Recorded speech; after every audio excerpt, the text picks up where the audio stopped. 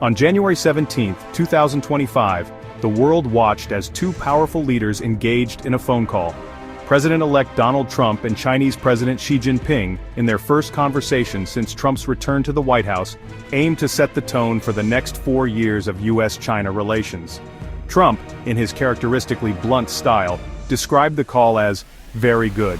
He expressed optimism about working with Xi to address the numerous challenges and opportunities that define this complex relationship.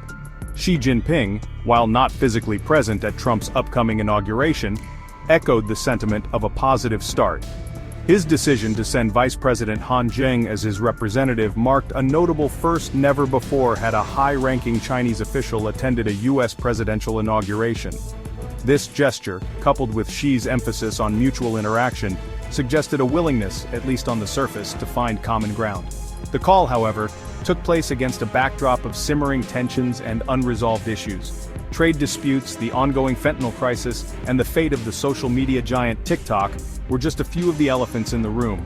Trump, known for his unpredictable negotiating style and protectionist instincts, had previously rattled cages with threats of tariffs and accusations of unfair trade practices. How these issues were addressed or skirted around during the call remained largely behind closed doors. The very good call did little to immediately quell the uncertainty surrounding several key points of contention between the two nations. The future of TikTok, the popular short-form video app, hung in the balance.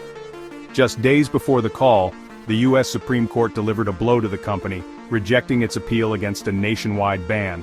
This ban, stemming from a 2024 bipartisan bill, reflected growing concerns in Washington about data security and the app's potential for use in Chinese propaganda.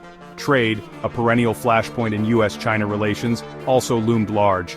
Trump, who had campaigned on a platform of bringing jobs back to America, had previously slapped tariffs on billions of dollars worth of Chinese goods.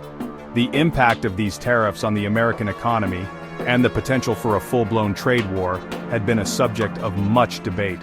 While details of the trade discussions during the call remained undisclosed, it's safe to assume that this issue was a top priority for both leaders. Adding another layer of complexity to the equation was the ever-present issue of Taiwan. China considers the self-governing island a breakaway province, a view that has increasingly come into conflict with the United States' commitment to Taiwan's defense. Trump, known for his hawkish stance on China, had previously criticized Taiwan for what he perceived as unfair trade practices in the semiconductor industry. His demand for increased financial contributions from Taiwan in exchange for U.S. military protection further strained the delicate balance in the region.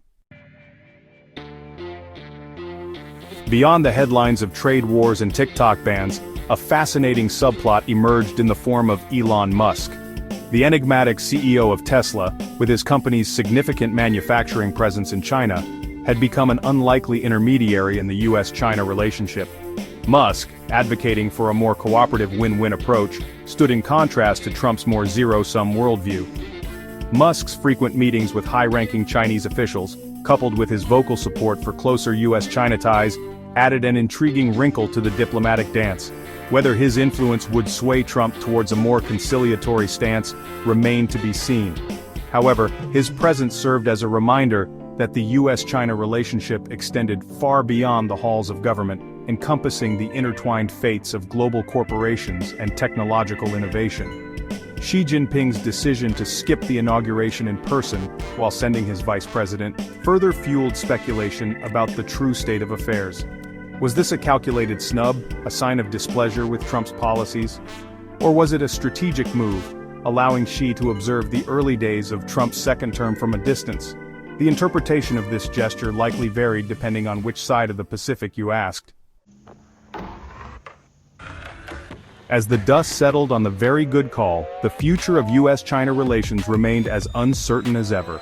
The two superpowers, locked in a complex dance of cooperation and competition, faced a myriad of challenges. From trade and technology to security and global influence, their destinies seemed inextricably intertwined.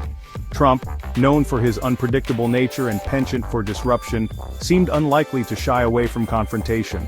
Whether this approach would lead to greater stability or further escalate tensions remained to be seen. The appointment of China hawks like Marco Rubio as Secretary of State and Pete Hegseth as Defense Secretary did little to inspire confidence in a more conciliatory approach. The stage was set for a tumultuous 4 years, with the potential for both breakthroughs and breakdowns. The world, holding its breath, could only wait and watch as the drama of US-China relations unfolded.